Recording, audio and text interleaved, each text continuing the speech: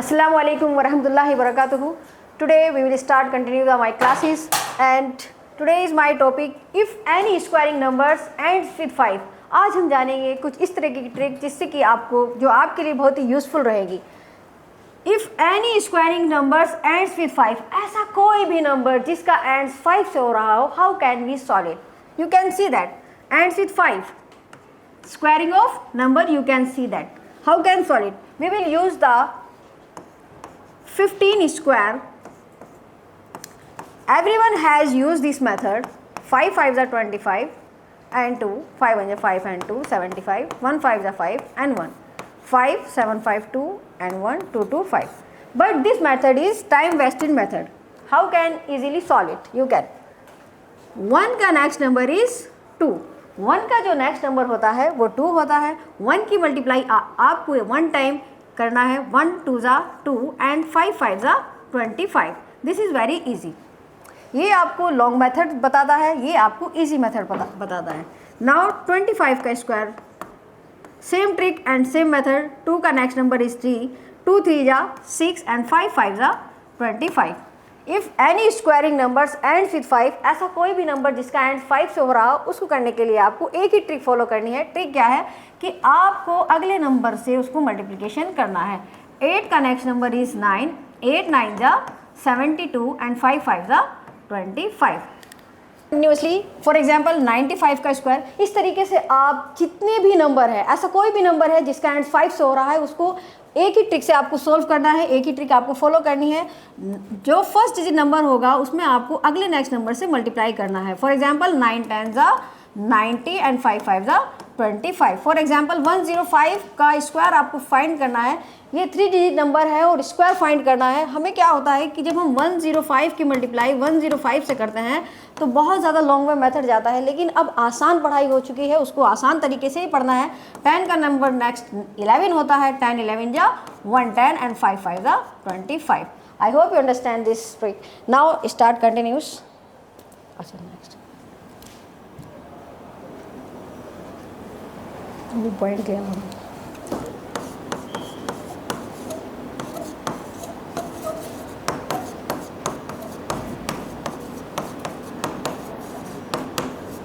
How to differentiate. अब हम सीखेंगे डिफ्रेंशिएट कैसे करते हैं. y is equals to F X. I know कि आपने ये पढ़ा है y क्या है, f क्या है और x क्या है. y is a variable, x is a variable, but कौन से वेरिएबल है ये भी हमें पता होना चाहिए. y is a dependent variable, dependent variable and x is a independent variable.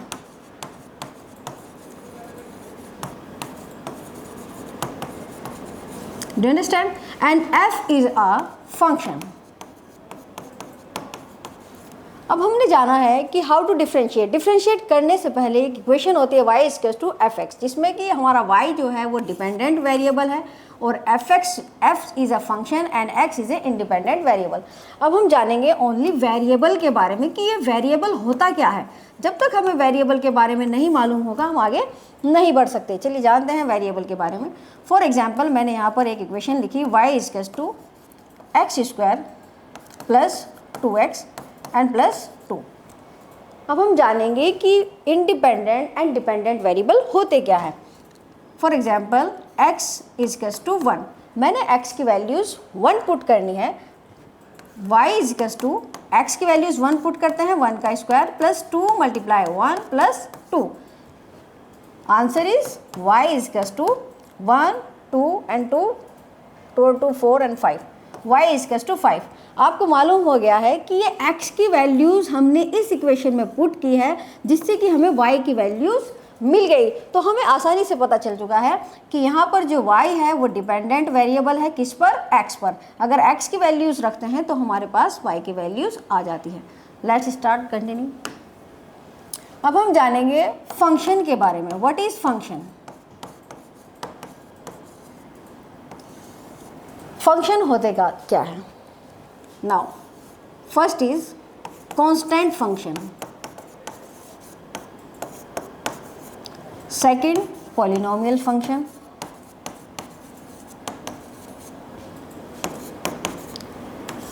Third is trigonometric function.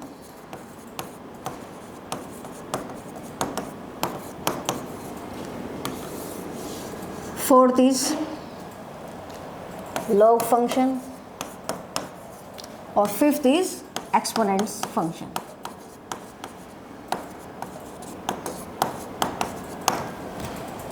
अब हम बात करते हैं फंक्शन की. फंक्शन को हम कैसे डिफाइन करते हैं और उसको कैसे समझ सकते हैं. It is very easy method. सबसे पहले हम कांस्टेंट को जानेंगे. फॉर एग्जांपल मैंने लिखा y इजकस टू 2 या y इजकस to constant dy by dx इजकस टू कांस्टेंट. कांस्टेंट की वैल्यूज ऑलवेज जीरो रहती है. फॉर एग्जाम्पल के तौर पर इसको समझेंगे हम. मैंने लिया यहाँ पर I have taken one example d y इजकस टू 2 एंड डी एक्स. तो आंसर इज, जब इसमें हम एक लाइन और बढ़ा देते हैं कि differentiation with respect to X. Differentiation कर रहे हैं किसका, x के साथ में इसका डिफ्रेंशिएशन कर रहे हैं. तो इसका आंसर कैसा आएगा कि हमें मालूम है, we know that easily 2 is a constant term is a zero answer. For example दूसरा एग्जांपल ले लेते हैं d3 by dx, then answer is 0. d103 and dx answer is 0. आपको मालूम हो चुका है कि कांस्टेंट कहीं भी आएगी, कांस्टेंट वैल्यूज़ कहीं भी आती है तो उसका आंसर हमेशा 0 ही रहता है. चलिए नेक्स्ट समझेंगे.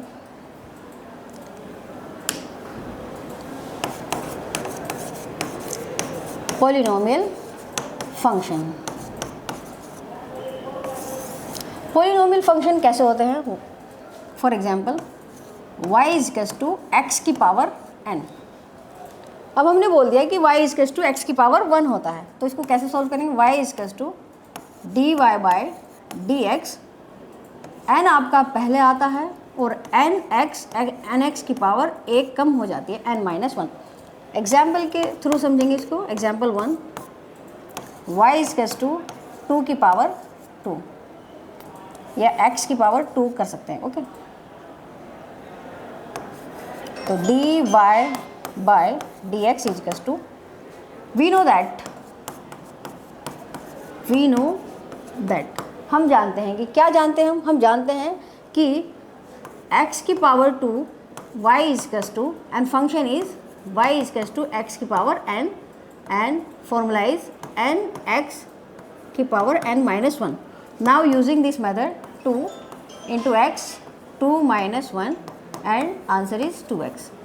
आप इसको अच्छे से समझ चुके हैं. फॉर एग्जाम्पल दूसरा एग्जाम्पल ले सकते हैं. एग्जाम्पल 2 y इजकस टू x की पावर 2 प्लस 2x की पावर 3 एंड प्लस 6. अब आप देखेंगे आपने दो चीज़ें सीखी हैं, एक कांस्टेंट टर्म सीखी है और एक आपने पॉलिनोमियल फंक्शन सीखा है. तो अब इसका हम डिफरेंशिएशन करते हैं. dy by dx, differentiation with respect to x के रेस्पेक्ट में हम इसका डिफरेंशिएशन करेंगे. तो x की पावर 2 का 2 इंटू की पावर -1 प्लस ये आपका पहले आ जाता है 3 इंटू 2 की पावर x 3 - 1 एंड प्लस 6. अब 6 इज़ अ कांस्टेंट टर्म और कांस्टेंट टर्म ऑलवेज 0, करेक्ट. अब 2x की पावर 1 प्लस 3 2 6x की square, then the answer is 2x plus 6x. Fine. आप इसको ऐड भी कर सकते हैं 2x and 6x. Answer is 8x. I hope you understand. Next is trigonometry.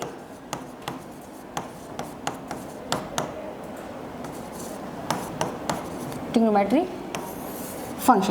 Functions में आपके कुछ फॉर्मूलाज होते हैं जो आपको याद करने हैं. फॉर एग्जांपल मैंने लिखा है यहाँ पे y इजकस टू साइन x. ये फॉर्मूला है, इसको याद करना है. dy बाई dx इजकस टू किसके होता है, कोस x के, माइनस कोस x.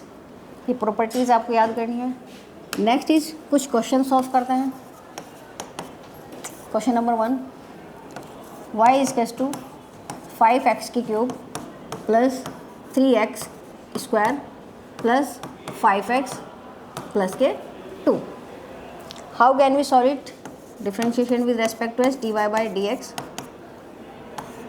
5 3 डायरेक्टली आप कर सकते हैं क्योंकि आप ऑलरेडी फॉर्मूला सीख चुके हैं। 5 3 15 एक्स स्क्वायर एंड 3 2 6 एक्स की पावर 1, क्योंकि आपको क्या करना है, जितनी भी पावर्स है उसमें से एक कम करना है। 3 है तो 2 आएगा, 2 है तो 1, एंड 5 का अगर डिफरेंशिएशन कर रहे हैं एक्स के रेस्पेक्ट में तो answer is 5 and constant term always 0, then the answer is 15 X square plus 6 X plus के 5 आंसर।